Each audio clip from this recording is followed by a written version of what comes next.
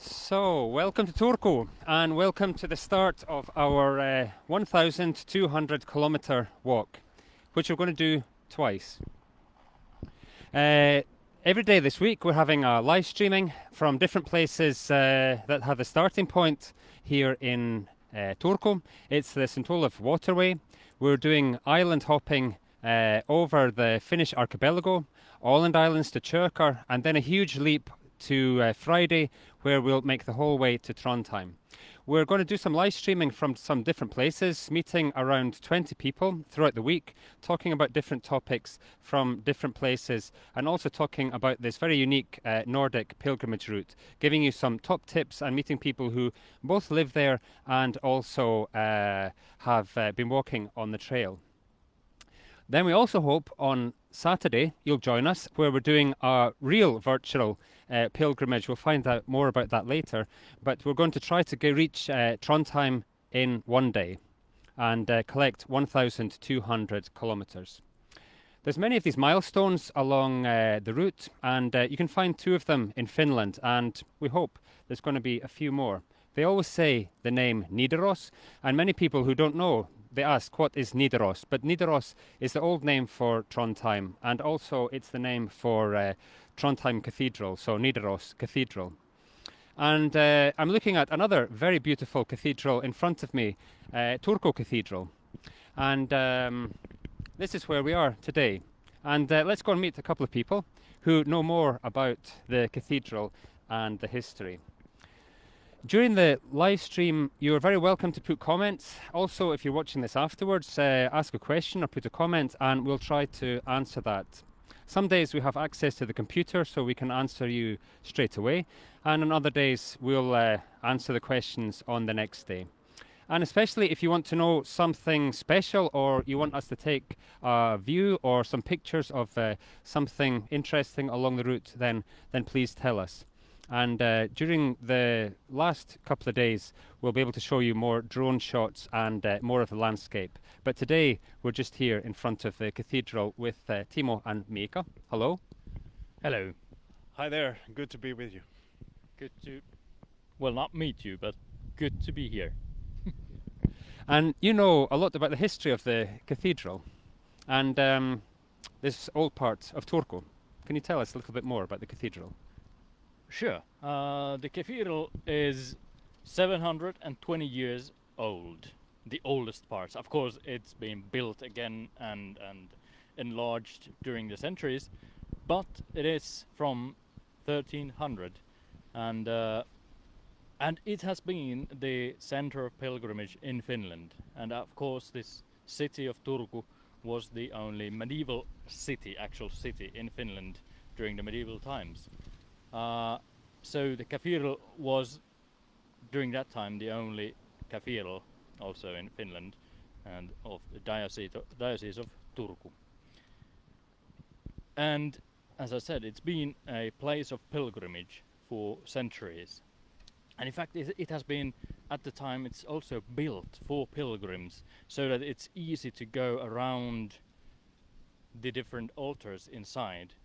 And so that the pilgrims wouldn't, hit each other, or so that it's easy go around. And also there's a very interesting small detail which you can actually see now. It is the altar. You can see now with flowers in the church wall. And that altar is dedicated to Saint Christophoros, who is the patron saint for wayfarers and pilgrims.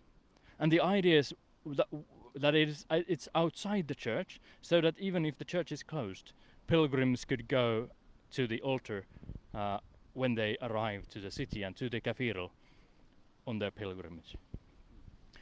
And there's also a big connection to Saint Olav, which is very interesting. In the medieval times, there was 2 cornerstones in the city, you could say. In the other end of the city, there was the cathedral, dedicated to Blessed Virgin Mary, and also Saint Henry, who is the national patron of Finland, patron saint of Finland. And in the other end of the medieval city, there was the Dominican convent, which was dedicated to Saint Olav. And to sort of around these two, the medieval city was built and it grew around these. It's very and well, of course, in the cathedral there was also a chapel for Saint Olav, and so we do have a strong connection to Nidaros Cathedral in that sense, with the Dominican convent and also the cathedral.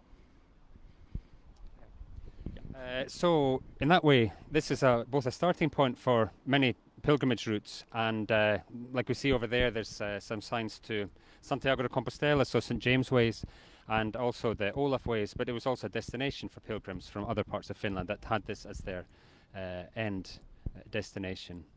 How much of the cathedral is historical? Because there was the big fire in 1827, and also, well, most of the city burnt down, but also some parts of the cathedral burnt down. Yes, the inner parts burned down and the roof came down, but the walls are the same. So in fact, almost everything, all the walls are from medieval times. There's one chapel on the other side which is built after the Reformation, and it was also during in the 16th century, so it's not that young either. But yeah, mainly it is from the medieval times. So of course, yeah, if you go now inside, you can see a lot of things from the 19th century because of the fire. So a lot has had to be rebuilt.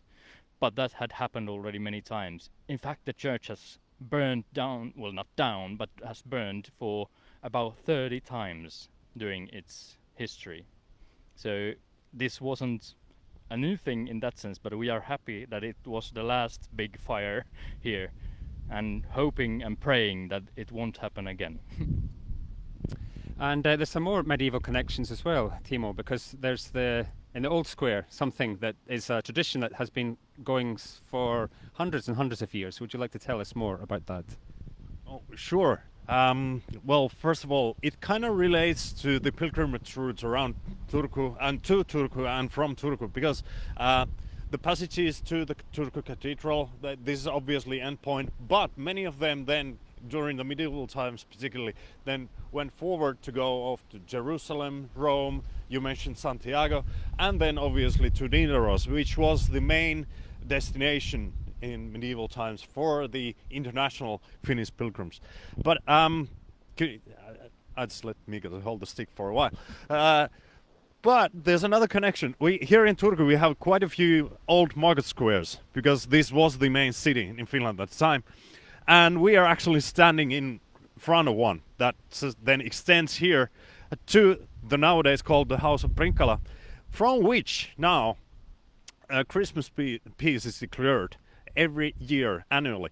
I just happened to brought the text with me because that's an old text, and we can't be quite sure whether that's really the medieval text. I think not, but the tradition itself has been then carried forth from the 13th century onwards. So just if so that you happen to be around Turku during the Christmas time, particularly the Christmas Eve, you should come and listen to the declaration and declaring the Christmas peace. And the text itself, I just want to bring it here because it's something very uniquely Finnish. And I recite this now, I plainly read it for your pleasure. You may pick up something that is uniquely, should I say, representing the Finnish temperament. Tomorrow, God willing, and this is a text from an old parchment, is the graceful celebration of the birth of our Lord and Savior, and thus is declared a peaceful Christmas time to all by advising devotion and to behave otherwise quietly and peacefully. Because, and now probably the Finnish part, he who breaks this peace and violates the peace of Christmas by any illegal or improper behavior shall, under aggravating circumstances, be guilty and punished according to what the law and statutes prescribe for each and every offense separately. Finally, a joyous Christmas feast is wished to all inhabitants of the city. But maybe now we can we can say that we can announce a pilgrimage piece for this week and for this pilgrimage to Nidaros. So, a peaceful pilgrimage for all. May God bless you and be safe. That sounds more modern than the medieval crime and punishment, but of course that's history. And perhaps many people don't even know where is Turku. So we're here at the old part of Turku and Turku Cathedral, but it's the old capital of Finland, only 2 hours from Helsinki, so very easy to reach. There's also good ferry connections, and many pilgrims, they walk from here, for example, for 1 week over to the Åland Islands and return by ferry. So it's good connections. And also you can reach Turku by direct flight from a few countries, and also connecting flights with Finnair, SAS and Air Baltic. So quite easy to get here, even if you maybe have never heard of Turku before, but now you know. We have some also pilgrims with us, so some real pilgrims, and would you like to join me? And a real pilgrim, a virtual pilgrim, and someone who's working very hard to develop pilgrimage paths. So perhaps, would you like to tell, where did you start doing pilgrimages? And many people, maybe they don't know what is a pilgrimage, and also what's the difference between a walk and a pilgrimage. I guess many people have heard of Santiago de Compostela and the St. James Ways that have made pilgrimage a modern, a modern thing. I first encountered a pilgrimage proper two years ago when I walked the Camino Frances. That's from the French Pyrenees right the way across northern Spain. I did it for the reason that I wanted to meet Jesus on the way. I didn't want to meet Jesus in the churches. I wanted to meet Jesus in the people, and I wasn't disappointed. The whole pilgrimage there, I think I walked about 900 kilometers and took about 40 days. The difference between a pilgrimage and a hike, I think you're a bit more intentional in a pilgrimage. The clothes might be the same, the kind of food that you eat may or may not be the same. You'll still need a map and a sort of plan for it to work, but I think there's a lot more preparation that goes on in your heart and maybe in your mind as well when you do a pilgrimage, at least for me. You've also walked part of the St. Olav Waterway. Actually, you've been the whole way to Trondheim, I know, but not walked the whole way yet. Although 40 days, we consider about 60 days a good way to get to Trondheim. So it's something quite fairly similar. But how could you talk about the experience here on the waterway? I really loved the part of the St. Olav Waterway that I did. I did 3.5 days last summer. We started right from the Nidaros sign that's in front of me now. We got a stamp in the cathedral here, and me and a friend set off. So this was a pilgrimage I did with a friend, and I think for me that was the big difference. I'm not sure I would walk in the Nordic countries on my own, particularly the first part, because this is a new pilgrimage route and there are not nearly as many people. And then this summer I had grand plans to continue, but of course the pandemic situation has changed many of our plans. But I've done 1 day so far, and I'm hoping that this week I will do a second. The archipelago is fantastic. I love it. We may not have the Pyrenees mountains and all the hard climbs of the Camino Frances, but the archipelago, it is just wonderful. Yeah, thank you, Lorna. And I think a place where you can find peace, because there aren't so many people here. And it's a totally different experience if you're, for example, walking in Spain, because you meet maybe 1 or 2 people that are walking the path at the same time as you. But then you meet a lot of local people, and that's also part of the experience. Anna-Stina, maybe I could ask you. So how have you become involved in pilgrimage and doing pilgrim walks? At the moment, I work as a project manager in this project that is a cooperation with Turku City and the whole Evangelical Lutheran Church in Finland. And I'm really glad what Lorna said about the archipelagos and the nature here, because we have absolutely gorgeous nature in Finland. And in this project, the main goals are to tell about different pilgrim routes in Finland, tell what is pilgrim about, who can go to pilgrim walks, and then one big goal is to establish next year somewhere nearby the cathedral Finland's first pilgrim center. It's a national center, and the goal is to tell information about pilgrimages in Finland, different routes. It will be meeting point for different pilgrimages, different networks. So I'm really glad to be here today to show Turku, where many pilgrimages either start or then they end, and then we can warmly welcome you next year when we are opening the pilgrim center, hopefully late spring, early summer. Yeah.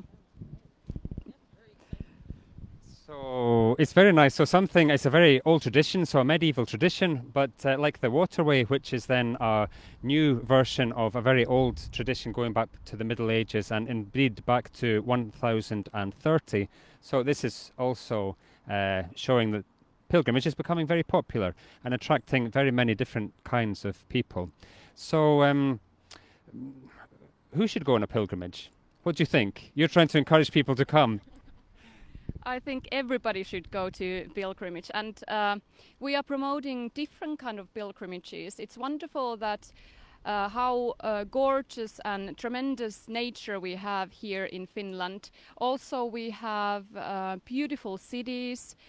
One can start close by herself or himself. You don't need to always go to a long distance. You can start nearby, you can see what is nearby your own city, and then get the connection to the pilgrimage, and then maybe start planning on going, for example, the Waterway, where the archipelago is really beautiful. But I encourage anybody to go, because it combines so much. It combines trekking, traveling, medieval history, getting together with other people, having the connection, get to know the local people, get to know Finnish food culture. It's combining like loads of different things, and anybody is welcome. You can come as you are and from your own background. There is no you don't need to analyze anything. You can just walk, and then there is nothing like our everyday life is so filled with analyzing and rationalizing and things like that. So there you can just be free from that kind of stuff. And I think that that's one of the things that nowadays pilgrimages attempt people, because you can be free for a little while and experience stuff by yourself or with a group, and maybe bring something from the pilgrim to your everyday life, some understanding of yourself or understanding of the others or life.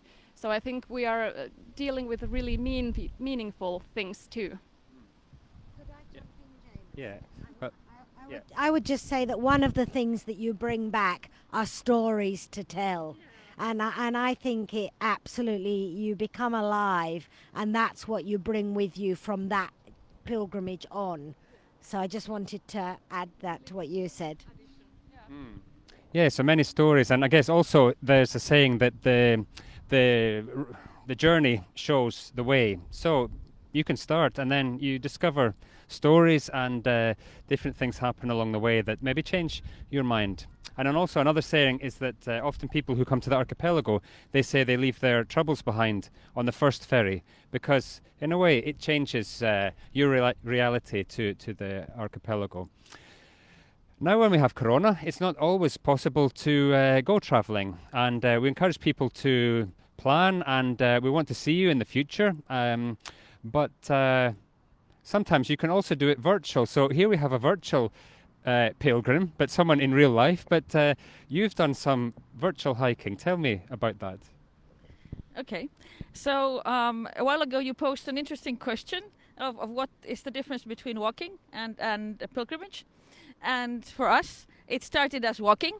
So I'm from a Sea Scout group that meets right across the river here, called Nuotiotytöt, and we have an adult patrol. And in the spring, we had started doing some walking, some traditional walking, hiking. But since this is our home church, the cathedral, so we decided to always start from here and from the Nidaros sign here. And we first tested the St. James route to Naantali and Henriks route to Rusko. And we were planning to continue. But then along came Corona, and we could not meet anymore face to face. And then at first we said, okay, everyone just continue walking on your own. But then luckily someone came up with the idea that why don't we walk virtually to Trondheim? And we started on the 9th of May, and everyone walked on their own, took their own walks, and we pooled the kilometers. Everyone sent their kilometers to me, and we are about 15 people in the group. And I added up all the kilometers, and then every week I reported how far we have gotten. Like now we are in Kökar and in Eckerö and in Grisslehamn and so on along the route. And we started in May, and we got to Trondheim on the 31st of July. And since we got to Trondheim the first time on the 21st of June. Midsummer here, but it wasn't midsummer in Norway because they celebrate midsummer as the old tradition goes the next week. And then since we had so much of the summer left, so we decided to continue the pilgrimage to Oslo, and then took the coastal route back to Trondheim, and we were there the second time end of July. And then we walked back to Turku, and now we are back here.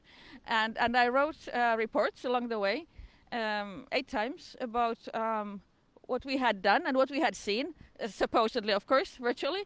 So all kinds of sites and significant places along the route. And we had a lot of fun, even though we could not meet. Now we, of course, again can meet, but we have decided to continue this hobby of ours, this new activity. So that's that has been our activity for this summer. Okay, that's great. It's fantastic. And actually, Anina, it was thanks to you. You tipped me off on the app that's available, World Walking. So we managed to get a walk on the app there. And if you want to enjoy or come and experience the trail virtually, you can do it now. So we have 12 points. It's a step walking app. So you just load it up and go walking. And the first point is in Turku Cathedral. Tells you a little bit of the story, and you have street view images, so you can actually explore what Mika was saying around the cathedral and see some of the places that the pilgrims would visit, so some of the smaller chapels. And then there's 12 places that you could visit on the way. On Saturday, I think it sounds plausible then that we can reach Trondheim in a day. If you and your friends manage to get to Trondheim, Oslo, and then back on the coastal pilgrimage path, and then back to Turku. So that sounds quite impressive. Hopefully we can do it. We have more details on how to participate on Saturday on the event page on Facebook. So either you just collect some friends and go walking. There's 4 of us here, so if we would walk 1 kilometer together, we could register 8 kilometers to help us on the way. And we have a web form you can fill in there. Or if you want, we have a group on the app, so you can chat with other people in the group and do it. If you want to participate later, so you can use the app whenever you want. And I think there's been about 40 people who have started the walk already. So not part of the Saturday event, but yeah, going to do it anyway. Do you think we're going to make it? Absolutely, I think, and I think so. And I want to say that it's really super cool that you got this route on the World Walking app, because now anyone can do it on their own whenever, and you can follow your progress. It's so I think we will do it again on the app, thanks to you. So thank you. Yeah, and thanks to you as well. So hiking and pilgrimage, there's a lot of things. Some people anyway do a hike in a way like a pilgrimage, and especially in Finland, a lot of our hiking routes and pilgrimage routes, nature is very important for them. What do you think? I think it's something that's a bit different about the pilgrimage routes in Finland, or what would you say? That the nature element in the pilgrimage? Yeah, absolutely. Like you said, here is really quiet. We have the silence. If you go to the archipelagos, if you go to the woods, nature, the nature is definitely different. You can maybe find your solitude easier than if you go to routes that are really busy. There's loads of people, and here the different kind of nature is also like surprising. If you think about the nature in the archipelagos, it's gorgeous, but it's completely different than, for example, in the middle of Finland. So then we have like loads of variety with different kind of nature too. But the combining thing, I think it is the solitude and the silence. We were just like a couple of weeks ago in Örö Island, in the archipelago, and it was absolutely wonderful, the silence there, when I realized that there was no traffic sounds, no the humming of cars. So that you can find here, for example, this route. Yeah, do you have something? I would agree with you from my experience on the St. Olav Waterway, but I would also say that caminos like the Camino Frances, you can find solitude there. And one of the things that absolutely blew me away there was getting up early in the morning and it's still dark, and going with your torch, and you could walk with somebody, but you didn't say a word until the sun came up. But what is unique here, of course, in the Nordic countries, is the midnight sun. And we can't, you just can't describe how it is to be walking and pilgrimage in the midnight sun. You know, you can walk much, much longer time, or you can have long breaks and still not feel that you have to hurry up to get somewhere because it's getting dark, because it won't get dark. So for me, that is just magical. We also, as part of our summer challenge, when it was again possible to meet face to face, we did one night hike where we started in the evening at 8 o'clock and walked well past midnight until 2 o'clock. So it was, I can agree with you 100% on how magical it is at night.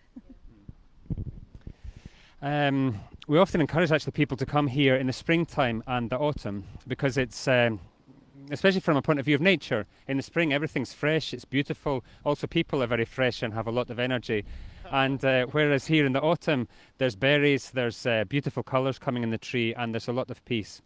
But of course also in the summertime, and then people have said that they've actually done night walking, because then even though the archipelago can be fairly busy in the summer, then you can also find peace in the archipelago.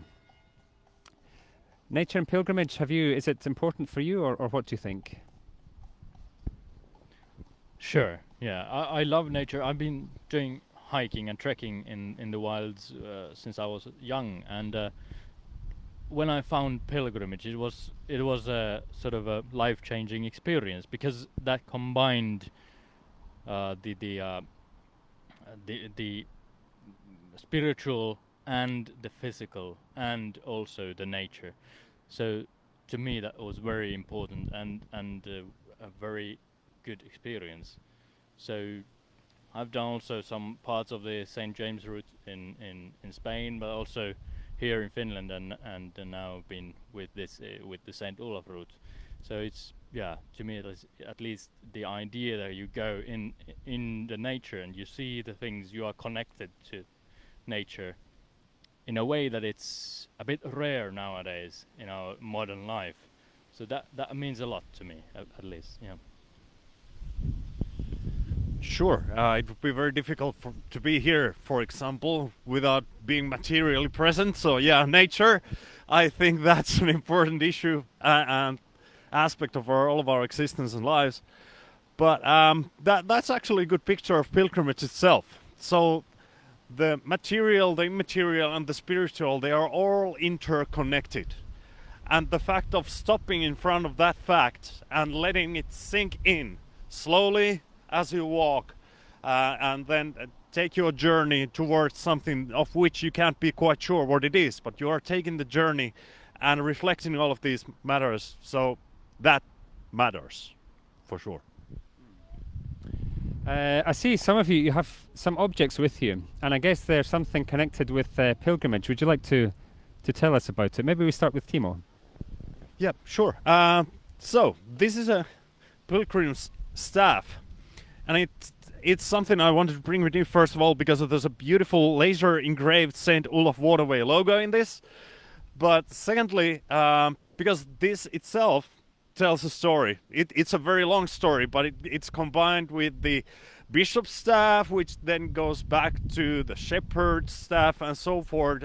But the point behind all of this is that this is for protection and for your sustenance as well. It helps you along the way, and it's a symbol, not merely a physical object, but a symbol. And there's a longer story to be told about this, but I'll leave that to a later moment. Mika, do you have? Yes, my object was in fact the cathedral. So I am one of the priests that work in this cathedral. So that was what I brought, in a way. Yeah. I brought my scarf, my scout scarf, because for me this summer it has been an activity to share with my scout friends. So this has been a joint challenge. I brought with me my pilgrim's pass. You can get it from the cathedral here, or the tourist information or Obovetus Museum. And traditionally you can stamp your pass in each of the churches that you visit.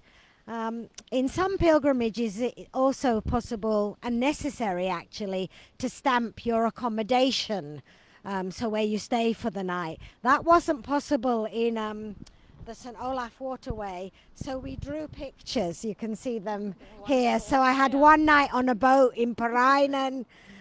Yes, and you put the date, and it's a way of remembering. So actually at the moment I'm reliving my Camino, and I can look at my pilgrim's pass from there and oh yes, I met this person or this happened. So it links with the stories to tell. But I also brought here a reminder that walking is hard. And I learned on the way that betadine and a needle is the absolute best way to deal with blisters. Okay, so that's my tip for you. Wonderful. I can actually join to the pilgrimage pass. I brought my notebook and my phone, and in my walks or pilgrimages I want to write there in the nature, and I write either what I have seen or what I have experienced. So it's something that I can go back to and experience the moment again. Sometimes I write poems or something just short about the feelings, but then I also brought phone, because nowadays it's kind of contradictory. Everybody has their phones with. But on the other hand, if you think about it that way, that you put your phone, for example, airplane mode, so you don't get messages, you don't get like all the time some blinking noises, you can take wonderful photos. And what I do typically, if I don't have my notebook, I have my phone with, so then I can take pictures and I can write with the pictures something short or something, my feelings, so then I can go back to the pictures and the writings. So It's my way of reflecting the way and the pilgrimage. Yeah, very nice way of mixing modern technology with old-fashioned writing. I was also going to have the pilgrimage pass or the credential because I think it's both a memory, but it's also part of connecting to original pilgrims that would use the credentials as a way of proving their journey. The one that we have is one of the two official credentials that you can get. As Lorna said, you can get it in the cathedral here, but you can also buy it online if you need to get it before. And there's enough spaces in the pass if you are frugal enough, so you can actually use it the whole way to Trondheim, because if you walk the last 100 kilometers to Trondheim, then you get an Olav's letter from the cathedral there. But you have to do that for 100, and many pilgrims that I've met here, so they've taken their old passes with them and they showed, so it's a memory of walking from Oslo to Trondheim or from walking from Selånger to Trondheim, the northern path. So it's a nice thing to have as a souvenir. Yes, of course, you need the map as well, and we have the map in the credentials.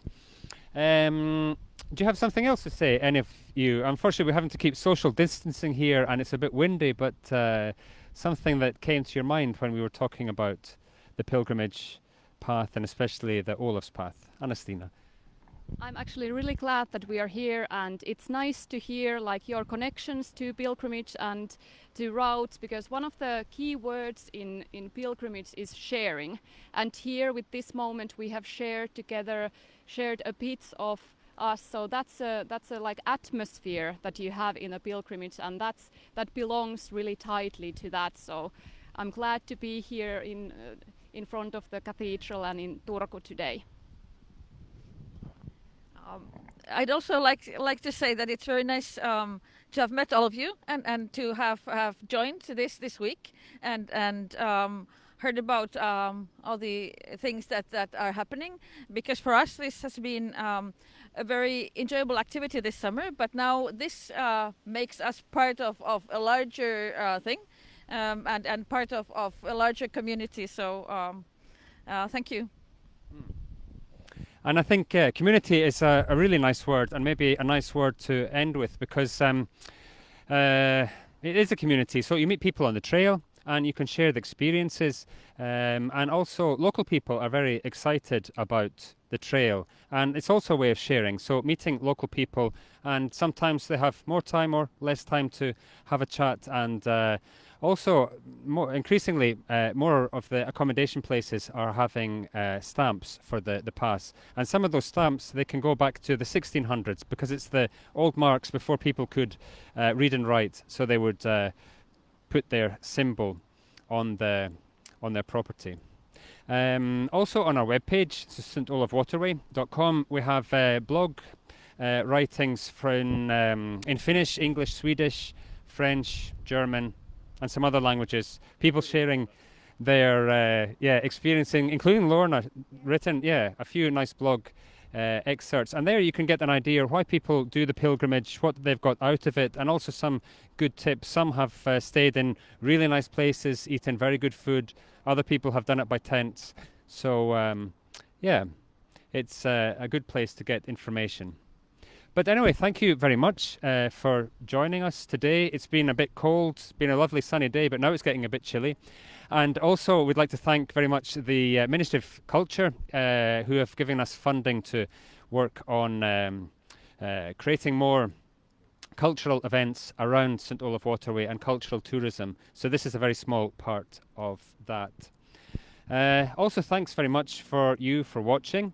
Please remember you can write some comments and ask some questions. You can do that by direct message, or you can do it on this channel, or there's a few other channels that are doing these live sendings this week, so we'll see them. If we don't manage to see it today, we'll answer your questions or comments tomorrow. And especially if you want to see something, for example, some behind the scenes, we have some interesting places in here that maybe we can't show you today, but in the future we can show you. And also thank you very much to Nina, who's behind the camera. I hope she press the record button. Yeah, I've once actually forgotten to do that myself, so I hope it's working. Tomorrow we're going to be a little bit warmer. We're going to be inside, so I hope also the sound quality is better. We're moving 35 kilometers and numerous bridges to the archipelago town of Pargas. We're going to be talking about the route, and every day we'll talk about the route that we've passed, and also talking about what you can see along the way, some good tips, some